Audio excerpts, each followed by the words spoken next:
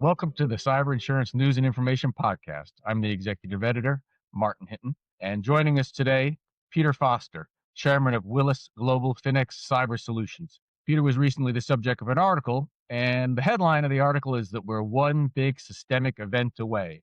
So, with that tease in, Peter, thanks so much for joining us. Before we dive into a little bit about your background, give us a quick tease of what one big systemic event away means. Thank you, Martin. Thank you for letting me join you today.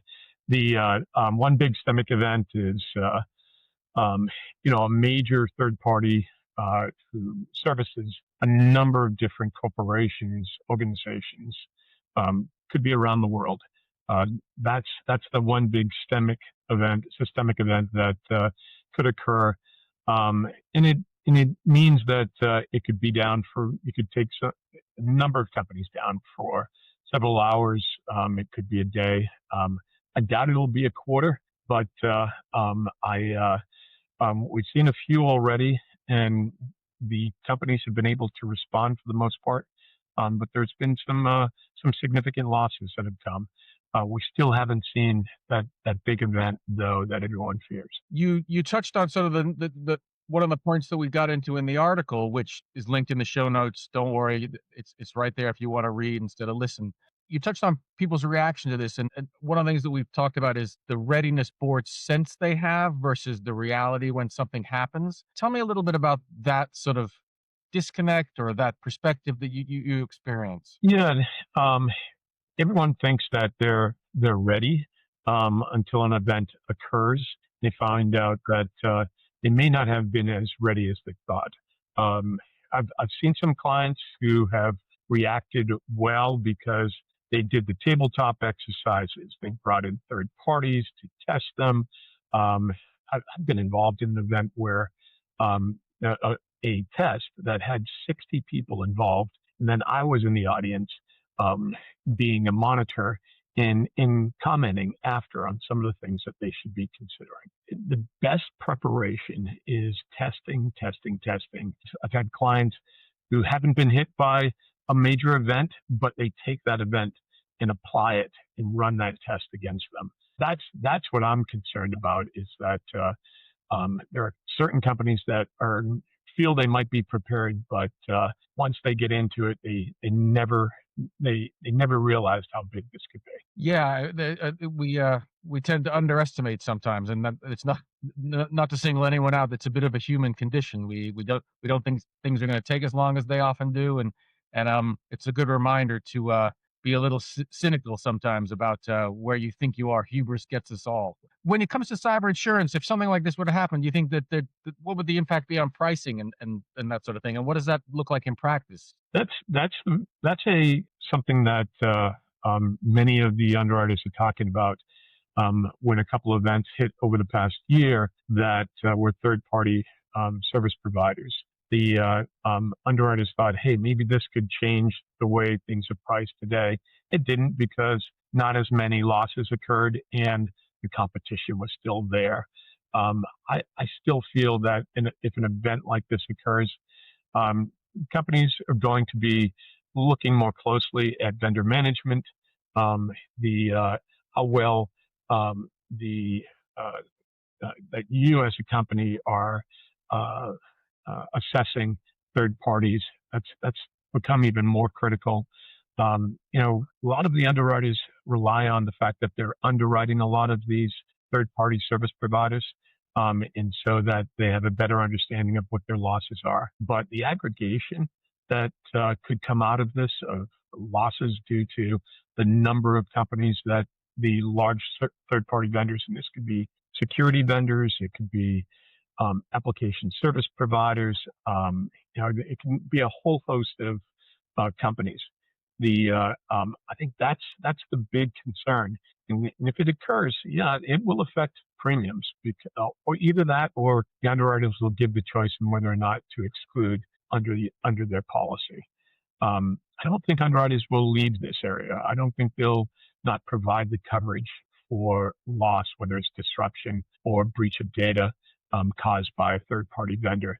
But they may look, if you're not performing some type of assessment on those third parties, then they may be either enforcing a limitation. Sometimes that's a smaller limit for that cover, or they're going to give you the choice whether or not to pull back or take a significant premium increase in order to have the cover. One of the things we touched on in the piece, and we have coming up here in the rundown that we've shared with you, is that this third party risk is this concentrated risk, the single point of failure.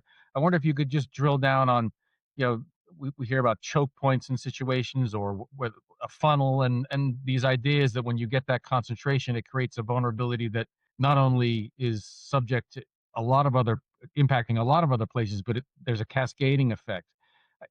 If you could just touch on that a little more for me, about that reality, about how maybe for people outside of this space, how companies are connected through those vendors and those third party agreements for all sorts of services, and tell me a little more about that. Yeah. When this cover first began, many of the underwriters ran from widespread virus, and this was directly hitting your network. They ran from it because they're concerned that if a whole host of companies were hit, this could cost the insurance industry millions and millions of dollars, and that it could wipe out all the premiums that have been collected. It's the same thing now when they're looking at vendors. Now it is they're seeing that companies are putting in MFA, they're putting in all the different protections that they need. But if it happens at the third party vendor and it's not who the underwriters are underwriting to, and that vendor causes a disruption, and it's hitting not just you or this particular insured of the underwriter, but to all other insureds. That's a single point of failure that the underwriters feel that in some ways they have limited protection because they're not underwriting to that third party. So what they want to find out is, what are you doing in order to underwrite that third party who's managing your risk? I mean, the layman's term message there is you need to build a real sense of awareness about what your brother's doing. You got to be your brother's keeper in a sense. Is that a sort of simplified way to think about it for companies? Yeah, it is. And there are fourth parties too. So that's where you get so far removed that you cannot be managing that risk. So underwriters are very cautious about who they're underwriting to. They want to know who your key vendors are, especially the large risks.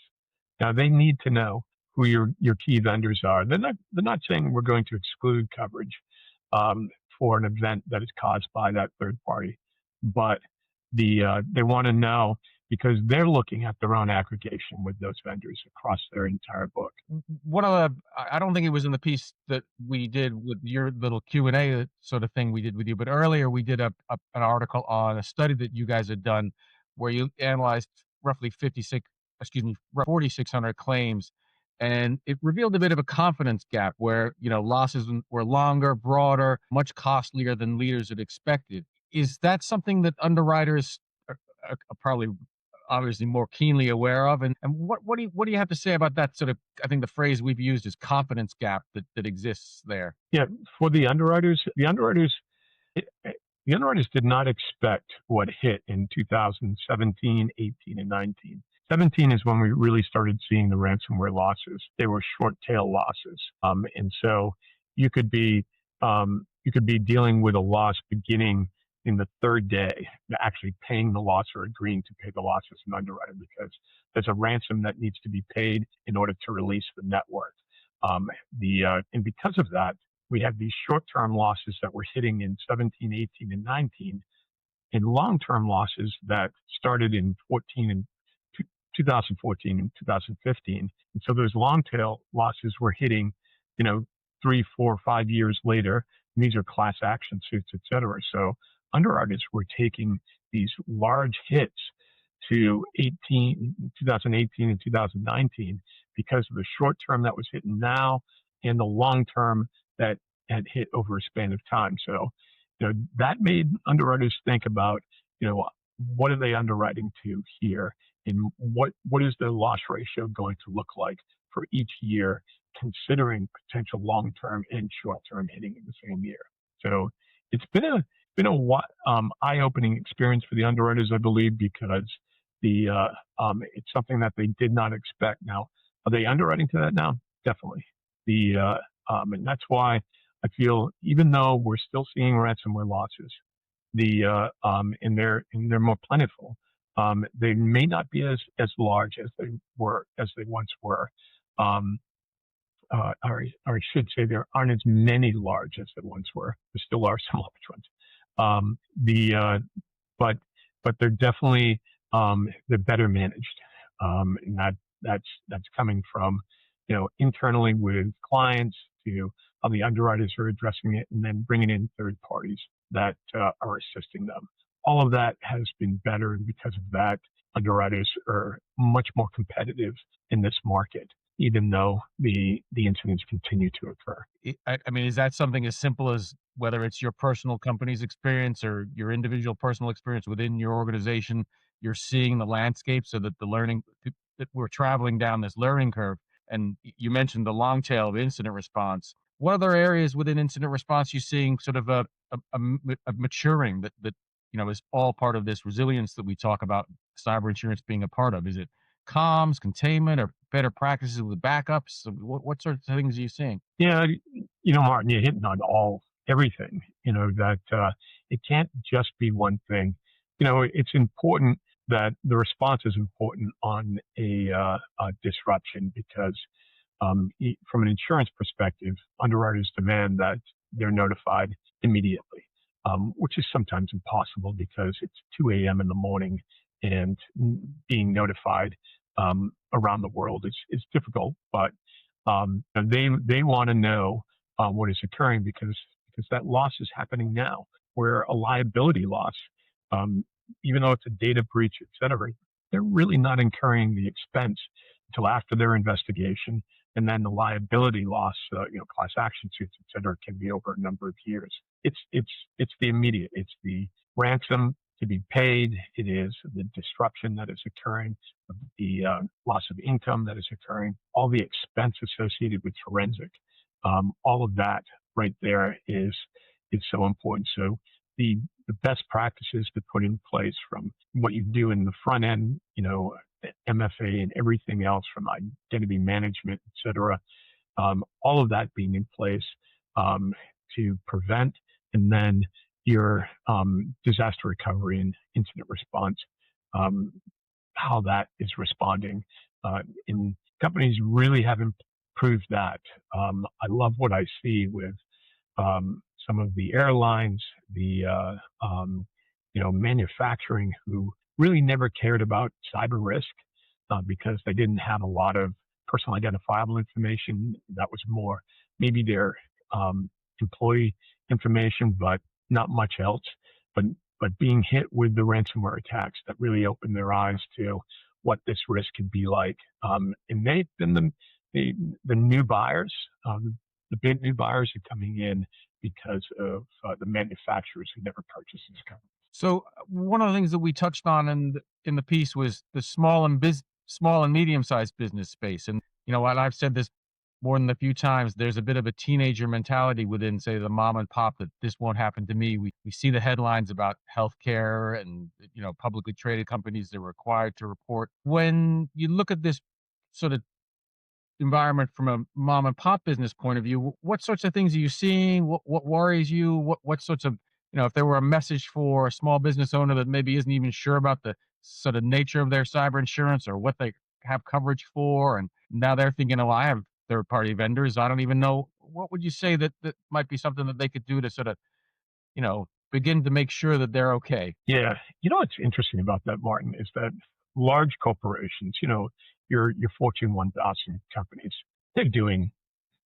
most of the things that are necessary. Most all are doing everything. Your big banks, et cetera, all doing what is necessary. And they're buying this because they're satisfying shareholders, they're satisfying their board, or a regulator. All of that will be important to them, but they're doing the right things. The insurance, I believe, helps the SME and lower middle market, smaller middle market, because it's bringing in certain requirements, and there's also some help. they're providing some services. I'm seeing even some bursts being involved so that they can have a certain amount of risk management um, ability to come in and put in place MFA, whatever it might be. But what it by bringing the insurance in, it's almost like bringing in an auditor saying, hey, if you do all of this, you're going to have our protection, and you'll get a broader protection the more you do. And that's actually helping bring in better risk management in that SME and mid-market space. Yeah, I wonder what you think. I've often, in talking to people I know who are small business owners about this, and they've got questions, and they think I'm an expert when in fact I'm just a journalist.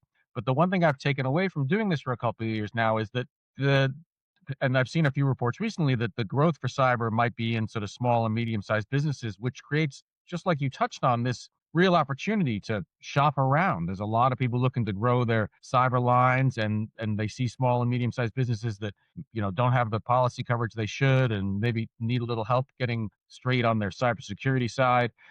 That it's a good time to go shopping for this product. Do you think that's a fair take for small business owners and medium-sized business owners, that now's a good time to sort of shop around? I think so, unless they're clients of ours. I'm kidding.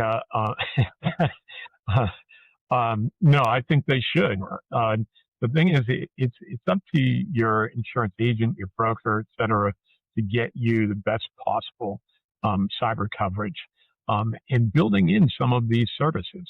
That some of the strong underwriters who are in here focused on SME and mid-market business, they're providing those services because they want a better risk. They're taking on the risk and going to take some risk until the client gets, or the insured gets to be a better risk. And they hope to renew it next year. And it's going to be a much better risk because they've implemented some of the tools that they've helped them develop. So yeah, it's definitely the right time for a buyer right now. The premiums are down. And because the underwriters are competing, they're trying to differentiate themselves from one another. And so you'll get an opportunity as an insured, you'll get an opportunity to get better cover, as well as services that will help you manage the risk. Because the insurance isn't going to cover everything. It's not going to cover the reputational harm you'll have, and it goes so far. And it does protect you for the key elements of this, but there's still some loss that you're going to experience. So the more that you can do to mitigate the incident from happening, or mitigate what the potential loss could be, in utilizing the insurance to do that, it's going to be beneficial to you and to any of your investors. Yeah, I mean, you make a really good point, right? There's no magic pill for almost any complicated situation. And the idea that you reduce the number of things that are truly tough to overcome, and reputational harm is like your own personality, right? You lose your reputation in a heartbeat, but getting it back takes a few weeks or longer even. That idea that you take away some of the burden for paying for, I don't know, people have their credit monitor or whatever it might be, and you can focus on even something as old fashioned as calling clients and reassuring them that you had a lot of this covered, but this is something that goes on. It is one of those things that it's like a layered defense almost, right? That there's nothing perfect, but this is something to make sure you consider as you approach this situation, which is the problem we have, right? That these sorts of events are widespread, global. You touched on it a little bit ago. They happen at 2 a.m. on a Saturday, and there's an unprecedented nature to all of it, particularly for a company that maybe hasn't experienced it yet. So having sort of an apparatus in place, a plan to react to things is always wise in every respect, I suppose. Great. You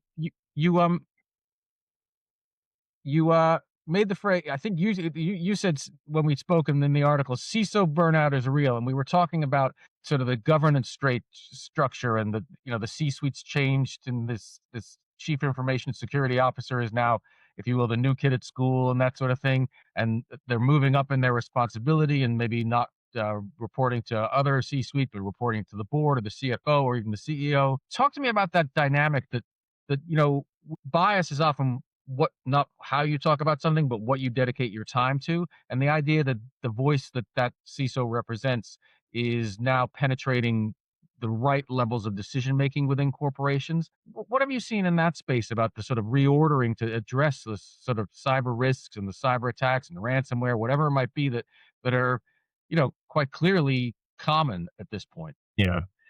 The you've probably heard about. There's been a couple of notable losses. There were systemic losses that um, triggered a firing of a CISO.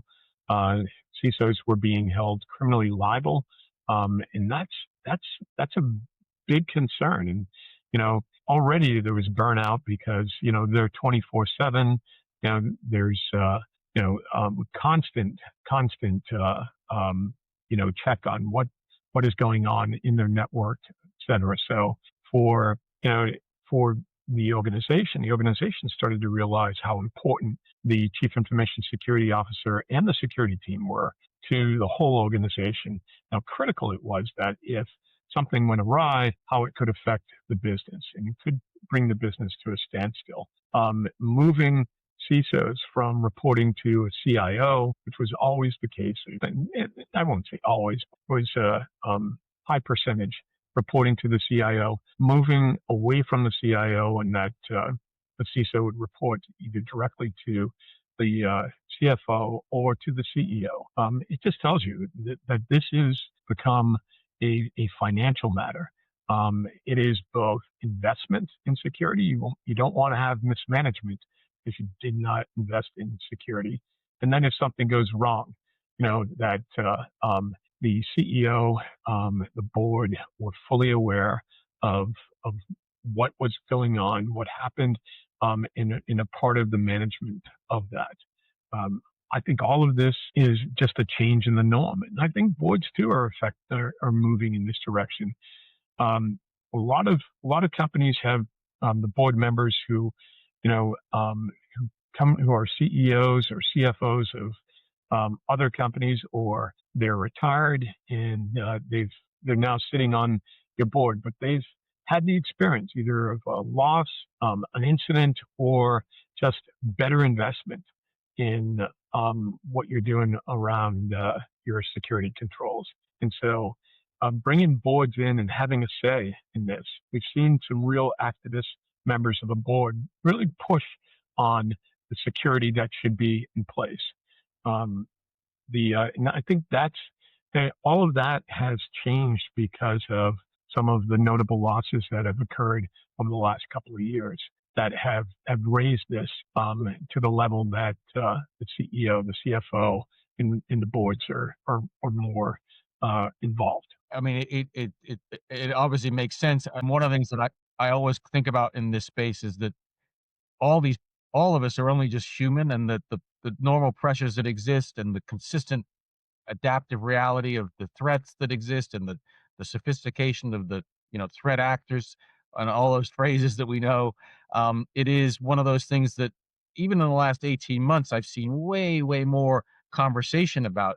When you think about this, do you think it's the sort of thing that boards should be thinking about, particularly because you look at some of the large hacks and events, say in the UK with Land Rover, Jaguar, and I know Qantas reduced some compensation that the board did to an executive there over their data breach. What do you think about that? I mean, is it a carrot or a stick? What do you think is the more effective way to get executives leaning into this space and making sure that the companies can operate even if they get they encounter an incident? Yeah. Um, hmm. I think there has to be more support around the InfoSec team. That punishing them. I think most of what we see out there, especially the larger corporations, they're doing the right things. Did they forget to put a patch on something?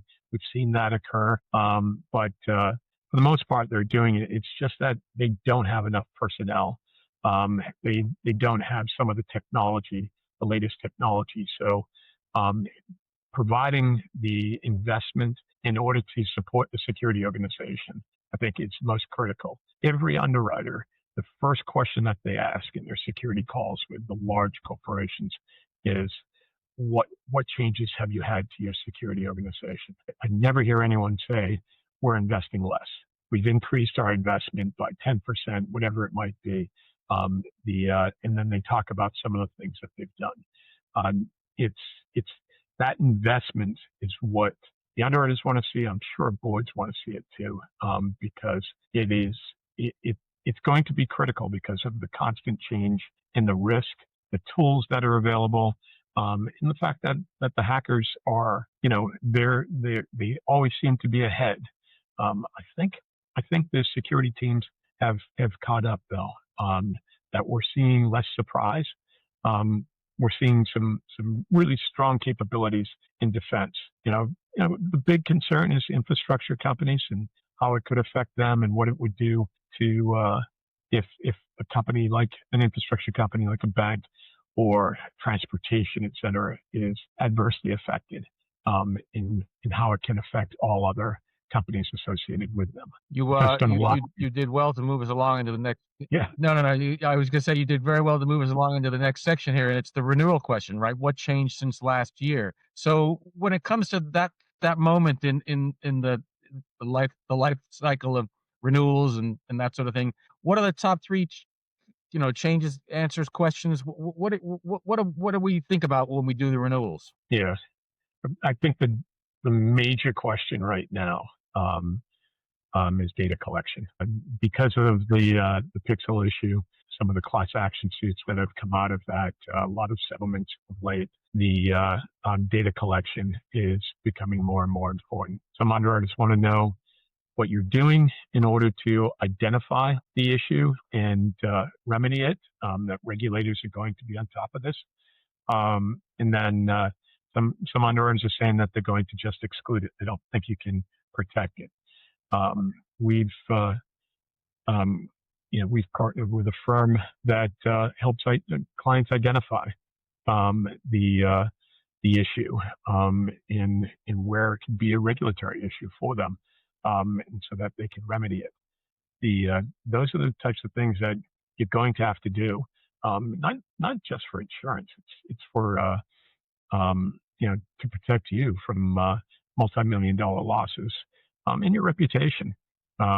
People don't want to hear that their information is being provided to third parties. This is what this concern has always been around privacy. That's one. I wonder if I could. Yeah, go ahead. I wonder if I could stop you there. Just for those of people hear the word pixel, the pixel issue. Tell us what that is. If you just give us a quick synopsis of what that is, because I think we all hear data collection, that sort of thing. But the pixel issue is one, like you said, that's become quite prevalent recently. Tell people what that exactly means, maybe who aren't in this space and the jargon. Yeah. They know that word, but what does that mean again? Yeah, and I don't know if I'm going to give it the best definition, but I'll try. It is essentially that third-party providers. It's the large tech companies that all of us know that they're accessing marketing data that you have, and it could be on patients of healthcare organizations. It could be on customers, retailers. They're actually accessing that data and able to market to third party, to those customers, et cetera, because they have access to this data. And that data is personal identifiable information. Probably not in every jurisdiction, but it is becoming a key issue, and the class action attorneys are going after companies who are doing this, and it's still personal identifiable information. When we first got started in this, I was, healthcare information, was social security numbers, things like that. Now it's everything. It could be, your address, your phone number, your I don't know if it could go that far because that's more public, but it goes into your email address. A lot of information that we never would have expected was personal identifiable because it's out there. We put it out there. What the regulators are saying is that you didn't choose to put this information out there. This was your healthcare organization or your retailer that you're working with, your bank has put this information out there. So, and because of that, the fact that tech companies are using it to market to you, that has become a big issue with class action attorneys have latched onto it. So that's the big key. Yeah, I was at an event last week in New York, and one of the panels was about this issue, and you touched on it just now. There's a lot of potential liability, and one of the members of the panel talked about law firms specializing in this kind of case, almost like a digital slip and fall type of environment. Not to suggest that they're right or wrong about what they're doing, but that idea that it become a niche part of the legal community's business, because there are a lot of complaints and there's a lot of potential liability to the courts are there to explore, I suppose, to put it in a balanced terms. I want to move on to AI. We recently had a podcast on about AI risk and it being a new idea. We see this with every company wants to be, particularly publicly traded ones. We're embracing the new thing. We're looking at new efficiencies, and AI is the one, and how we're using it. But it's like every new thing created an issue. There's problems with coverage and new gaps that have occurred. What are you seeing in that space? Yeah, so far, we're not seeing anything that concerns us. Most of the insurance policies, and I'm talking cyber, technology errors and omissions, um, media liability coverage under both those policies, as well as a standalone media policy, are picking up the copyright issue, the breach of privacy, disruption, the failure of the AI software. It's in causing the liability. It's picking them up. We're trying to understand it a little bit better, noticing where some of the gaps could be. But there hasn't been a lot of loss that's been associated with this yet. So it's just trying to anticipate it in building coverage around it. Interesting thing yesterday, 2 days ago, a market was talking with our team about manufacturers E&O coverage. And it was about basic manufacturers E&O that didn't involve AI. And I stopped him and I said, so have you considered AI? And he said, well, no. I said, well, think about this. A manufacturer doesn't buy errors and omissions coverage, but they're using AI in their machinery. And that AI fails and causes a bodily injury or property damage loss to a third party. Are you going to cover that under this policy? No. And I said, that's a problem. Because of the fact that manufacturing has changed, it's not just about product liability. There's now software built into the product. And because of that, you have an issue, and the manufacturer might not know because they're not providing a tech service with that AI. It's just part of their manufacturing process. He said he's willing to talk about it. Those are the things that we're identifying where there can be some fall down in the coverage today. I mean, if you're watching this and you're a CISO or you're at a company, I know someone who was at a large media company and they had no AI policy about how to use it. So the opportunity to put, even if it wasn't particularly valuable, but proprietary information or information that isn't meant to be public into them for the purposes of speeding up work and being more efficient. I mean, we talk about third party risk and knowing, I used the phrase, you're being your brother's keeper. Is this a situation where companies should even without knowing what they might be covered for, what liability they have, at least understand their own policies about how it's used, particularly the large language models where, you put something into ChatGPT and it's now the world's, if you will, or it's certainly at least ChatGPT's. Is that a, internal kind of mindset that some companies should be adopting if they haven't? They should be. Yeah, they should be. And they should be asking their broker or their insurance agent to opine on what coverage is in the policy that will respond to AI risk. So will a privacy loss, if it arises out of AI, will that be covered? It should be, Martin. It should be covered under the their cyber policy, and if it's not, they don't have a good policy, because it's still covering the breach of private information, and that's the number one thing. It doesn't matter how it occurred. It occurred during the operation of the company. It's some of the nuances of how businesses operate today that if it's not going to if it's not covered, particularly this is for service providers.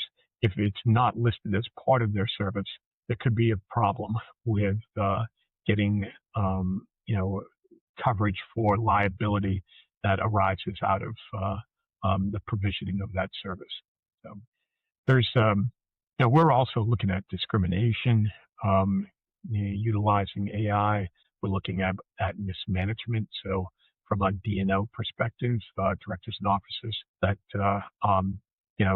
is there mismanagement because you took on artificial intelligence, you utilized it within the organization, not realizing what the risks were, in that you caused this to occur without proper management, investment, and controls around it.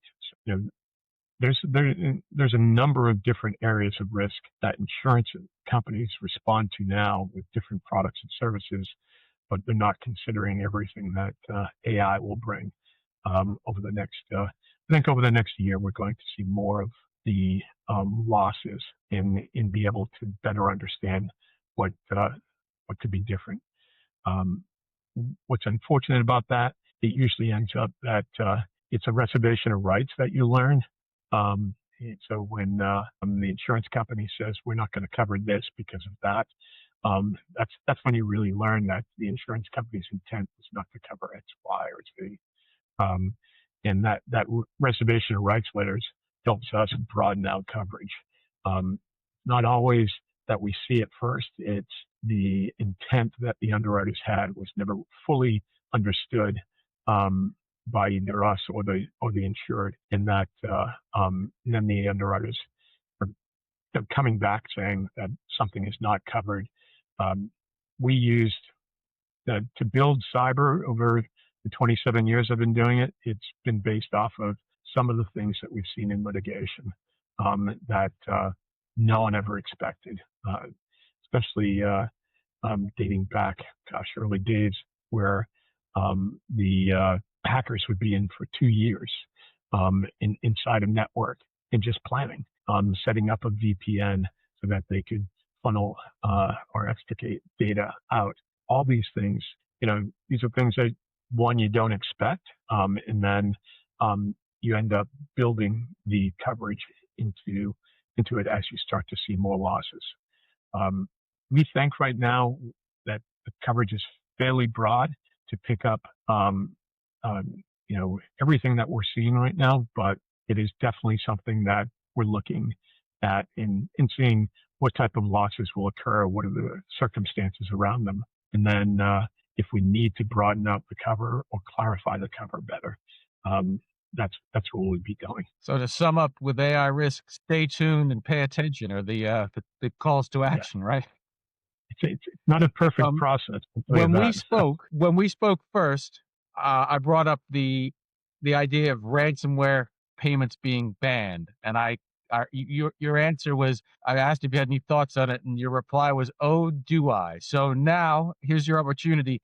There's arguments both sides. Ransomware payment bans. What do you think about that? What are the pros, cons? What's your take? Yeah. Now, I know the legal response is that you don't do it because you're funding terrorism, the black market, dark web, all of that. I get that. But you tell me if I'm a mom and pop store that I cannot get back online unless I pay, $5,000. It's going to be tough not to do it.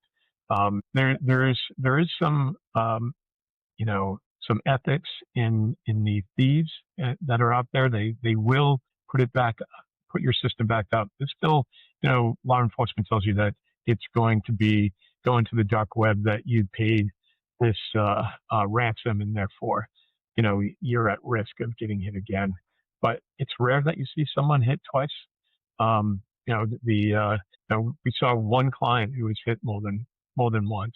I do feel that you're a healthcare organization. You cannot provide medical treatment because of your systems are down, and that errors can occur. I think that's a critical piece, that by putting in a mandatory that you cannot pay a ransom, you're really putting someone's life at risk in a hospital, or just emergency medical treatment, things like that. So I think they're like so many other things that when we're trying to figure out policy, there are some things that have to be an exception, because if you don't make the exception, that there could be havoc that ensues. And then you could also kill small business, because that's who they were attacking originally, for small businesses, because it was flying under the radar. They were getting paid $5,000 or whatever, $50,000, and they were being paid, and they would go away. And the people who were affected, they would never call the law enforcement, because law enforcement wouldn't let them pay it. So this is I think this will go on, and I do feel that there's a good reason why the government might be thinking about, stopping the payment of these, ransoms. But there's also a lobby afoot, I'm sure, says you can't do this as a carte blanche approach. Yeah, I mean, you touched on the idea that complicated problems, which ransomware is, and broadly, they deserve and demand complicated solutions. And when you get into absolutes like absolutely never, you create as many problems as you solve. And invariably, because we've touched on this as well, the criminal element is ahead of things. They're going to find another way to, make their living, if you will. It's an interesting idea, and it sounds great. It's like build a wall and you'll keep everything out. Walls don't work like that, and history proves that. You need a more adaptive, holistic approach. The old argument is you go where your threat is and you deal with it there rather than waiting for it to come to you. Editorially, I'll step outside myself. I'm in agreement. The idea of an absolute solution is sort of yay, nay, black and white. They tend not to work in my mind anyway. So we're moving towards the end. One more topic that I want to touch on is the sort of the market now versus how you see it unfolding in the short near term. I think the phrase I hear a lot now is that the cyber market's a bit soft right now. It's a competitive right now, and there's companies that are expanding into Australia and Asia and all that sort of thing. What do you see going on? How do you see things now? And that any of us can see into the future? I'll press you to pretend you can. And what do you see going on in the future? Yeah, I still see that stretching into regions and into regions that have not purchased in the past. So you're talking about a lot of Europe, Asia, Latin America. We're going to see more push in that area, because this is not a saturated market. With D&O and property insurance being down, all those who would buy D&O have bought D&O. All those who would buy property insurance have bought property insurance. In cyber, that's not the case. You're looking at probably greater than 60% in North America buy the coverage right now. Still a 40% left. That's significant. And then around the world, it's closer to 10% have purchased cyber. What you're seeing is that the way the markets are going to go further here, if property and D&O do not go up, this will continue to be a very competitive environment, because the underwriters are seeing, and this is the underwriters of all property and casualty, see that this is the area that's not saturated or unsaturated. And therefore, they're going to push to do more in cyber and build there, because you can bring in new business rather than continuing to write the existing business in D&O and property and taking anywhere from 6 to 10% losses in premium. With this, it's good that there's competition. It's great for our clients that there's competition. What I'm concerned about is if all of a sudden there is a systemic loss and things all of a sudden shoot back up. Will all those new underwriters hang around? That's going to be a big question. That's why I advise a lot of our clients think about who your primary underwriter is. These are because of the fact you have a big relationship with them, you have more premium with them. So if a loss occurs, that they're going to consider that relationship. These are all big factors. Do I see the market changing? Martin, I said to you before that if an event occurs that will affect the marketplace, like a systemic event, yeah, you're going to see a major change. Right now, it seems like after the ransomware events, underwriters really started to better understand how to underwrite this business. It took more time. I felt the excess underwriters were not underwriting. They were relying on what the primary underwriter did. Some will disagree with me, but very few can disagree with me, because it was, if they were comfortable with a certain underwriter writing it on the primary, then they knew they were getting a good risk, and they were higher enough up in the layer that they were likely not going to be touched by a loss. It's different now. The ransomware has hit the entire tower. And so the smarter the underwriters are today, the more work that they do, I think it's going to better protect them. They'll probably still keep this competitive, as we weigh into AI.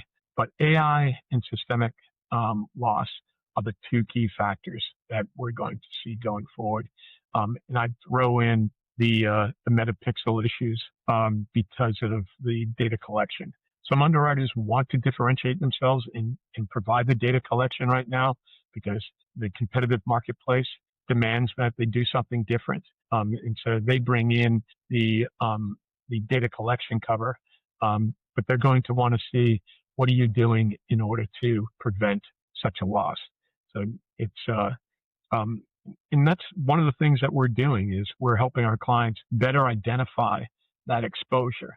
So if we do it on our end, we help the client looks better to those markets who are willing to write data collection cover.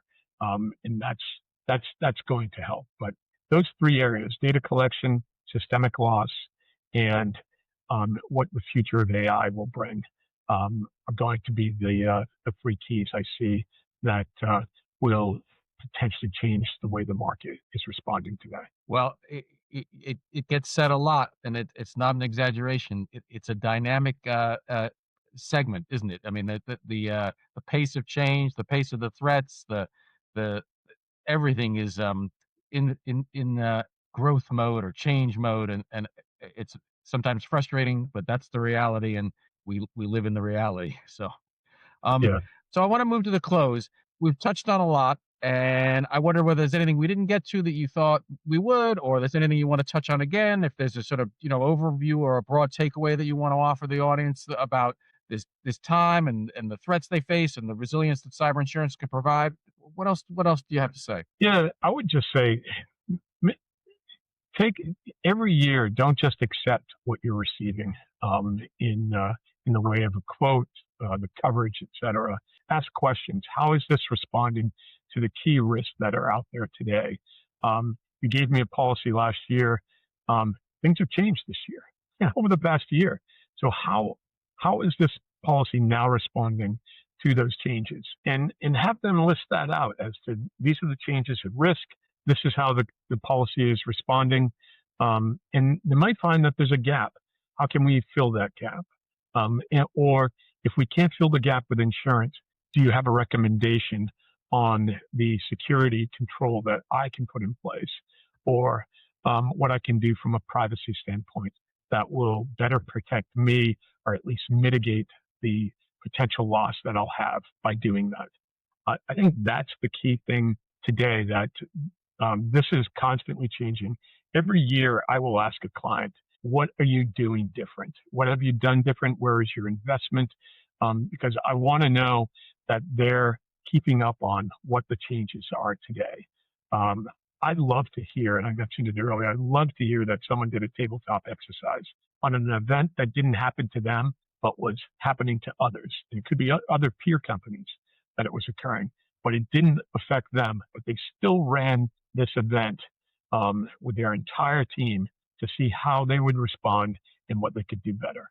That preparation is what's either going to help you avoid a loss or mitigate that loss down the road. Yeah, you make a really, really good point, and the phrase that I've heard used and I've stolen is that you have to interrogate the process, and that word sounds a little aggressive, but you have to be really proactive about, the questions you ask and not being passive because it is dynamic. I mean, not unlike when you grow and your body changes and you have to exercise differently in order to stay healthy. I used to jog and now I'm on the elliptical, all that sort of thing. Is at least how I think about it in my simple mind. The idea is that it's a very perishable reality. Being resilient, the threats are so dynamic and so ever changing that, being an active participant, again, interrogating the process in the most positive way, is a vital part of doing your due diligence to protect yourself, your company, your customers, your employees, the whole environment. Anything else? It's not boring. It's not boring. I'll tell you that. That's what I love about this No, it job. really, I have to say, when I started to do this full time a couple of years ago, I was like, oh, this is really interesting. I'm maybe not surprised anymore, but I was surprised how fascinating I found it all, and the layers of complexity and the different the structure of the industry. Again, I agree with you. So maybe that's a bias because it's my job, but I agree with you. It is fascinating, and it touches all the entire economy, which means every life. All of us are in this space where we put everything we value into a digital environment. We've gained so much efficiency out of it, whether it's email or being able to sign documents without going anywhere and that sort of thing. There's an enormous plus, but with every good thing comes, is it a gray lining on a silver cloud? I'm not sure. There's probably a phrase that I don't know. Well, if you don't have anything else, Good. Yeah. No, this has been conversation. Thank you. No, well, so Peter Foster, Chairman, Willis Global FINEX Cyber Solutions. I'm really, really grateful for the time. There's a lot of big news outlets, and we're not one of them. So the fact that you took the time to talk to me and we did the article, and that you've taken the time today, I'm personally very grateful because there's a lot of other places to talk to. Hopefully, we're going to reach an audience with some of this information, and hopefully, it'll help companies be better prepared going into the future. So again, Peter, thank you so very much. Thank you for the opportunity, Martin. I'm Martin Hinton. Cheers. I'm Martin Hinton, Executive Editor, Cyber Insurance News and Information. Thank you so much for joining. Down in the notes in the comments, please leave a comment, a question. If I don't know the answer, I'll circle back with Peter. If you've got any questions about who Peter is, it's going to be in the show notes. So you can find all that information there. Please share, like, subscribe, all those things that you're supposed to do. I should have probably mentioned at the beginning, but perfection is for someone other than me. Again, Martin Hinton, Cyber Insurance News and Information Podcast. Thanks so much for taking the time.